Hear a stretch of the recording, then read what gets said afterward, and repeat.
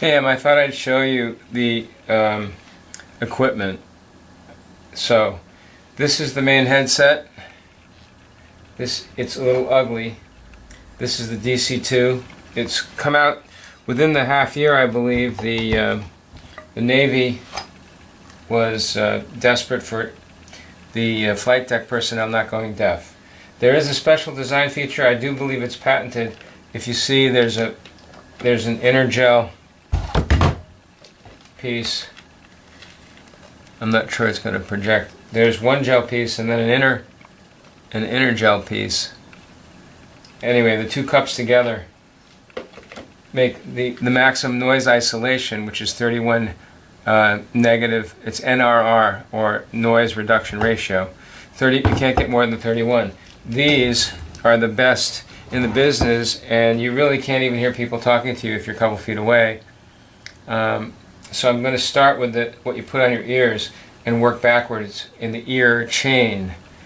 There are other options in the DC-2. I said they were maybe $200 on a list I saw somewhere. There are other options that are cheap. This said $200, but I got it for $10 used. There are things for $30. That's 29 NRR. They're relatively comfortable. There are these, which are like $10 wholesale. They're about 29 NRR. That's Peltor. This is the Peltor 30 NRR. It's heavy. These are $30. This gel piece is $50, but they're extremely comfortable. But they only do 30, they don't do 31, and that is a significant difference. My notion is the only thing that separates these headsets from anything else is their noise isolation. So it would be best to either go with this design or something like it. You'd have to find out how much it costs to buy these wholesale. Relative to the hardware, actually let's do the phone connection. There's this mic boom could be detachable, and thereby this piece would be completely portable. This area where it's glued would just be Velcro, and that does work. I've done it. There is a microphone here that's for the telephone. It seems that to get the landline phone to work, only certain mics work, so it's unfortunate, but there's this mic, the little black thing. This yellow thing is a very expensive microphone because I think it makes a difference for speech recognition. This other little doobie up here, that's another mic to monitor the room because you can't hear a damn thing. So if you were in a mode where you're using these and you don't want to take them on and off, you need this. Otherwise, of course, you could take them on and off. Finally, if you were using a device like this, it wouldn't be safe.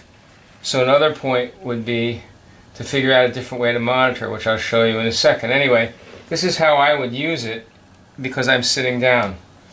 Now, so all those wired pieces would come off of here onto a cable and go down. Now this can be configured, this cable piece can be configured such that this boom comes off and there can be a separate jack for any numbers of, I'll show you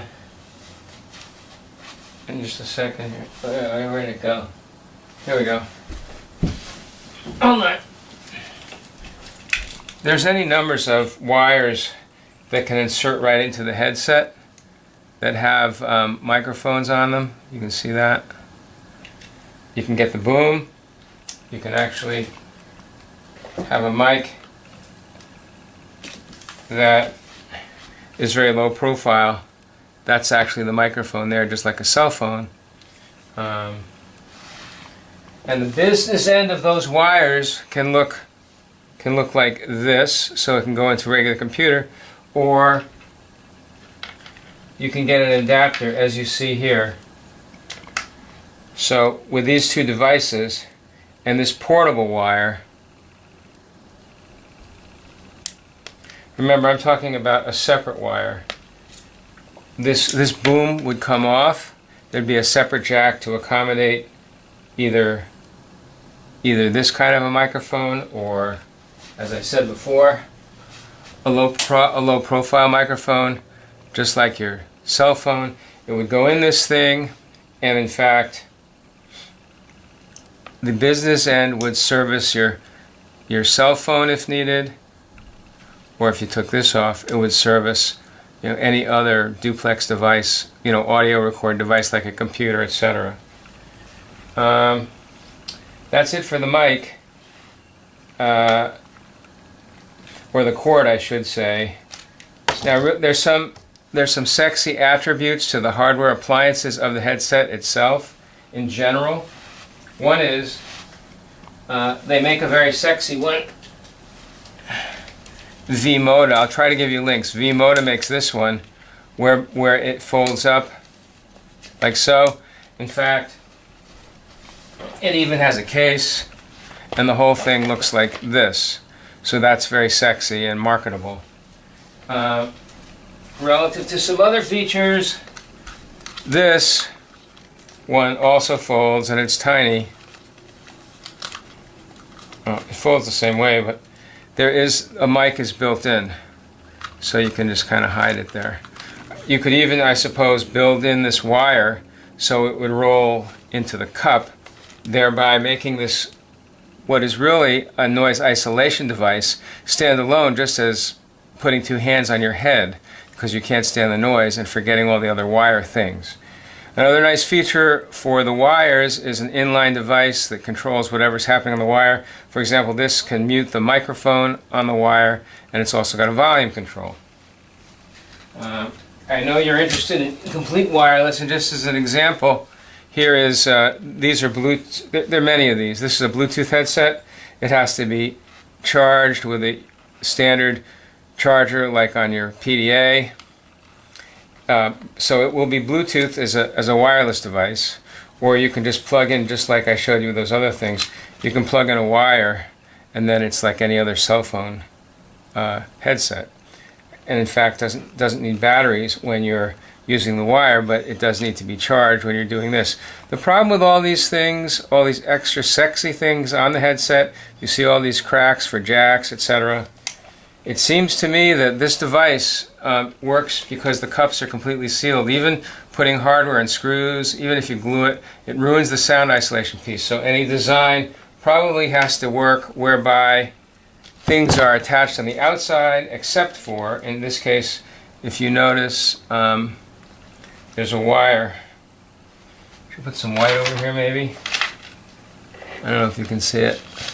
Anyway, the wires for this thing come out of the cup,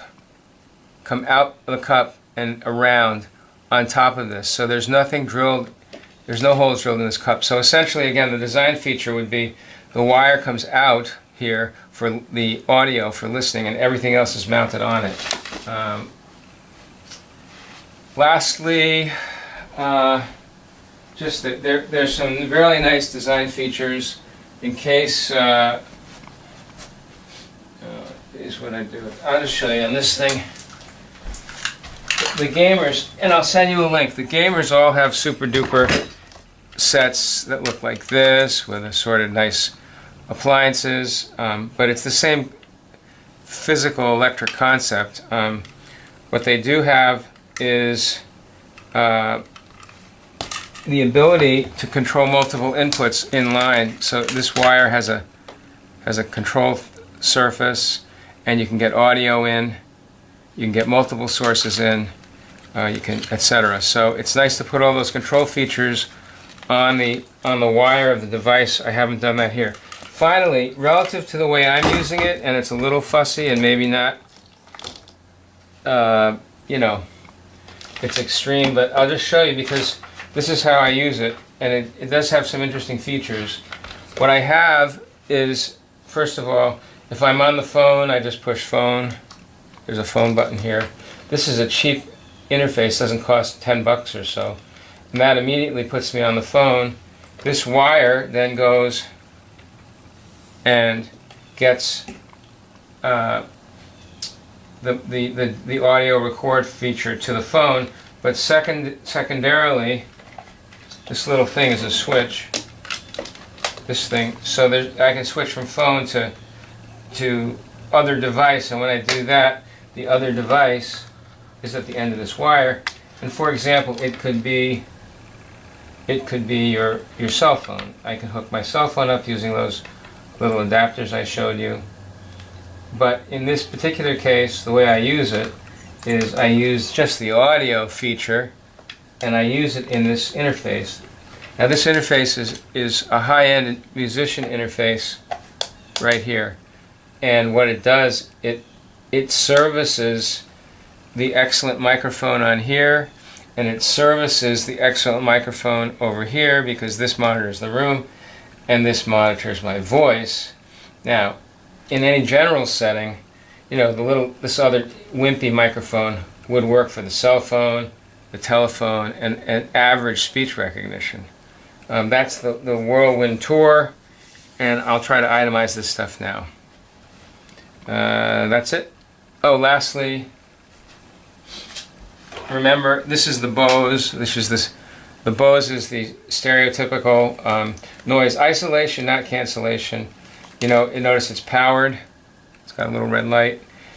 And this really doesn't work to erase talking. It inverts the phase of the noise such that it sort of electronically erases low frequency noise. But so noise cancellation is not as good as noise isolation to get rid of talking.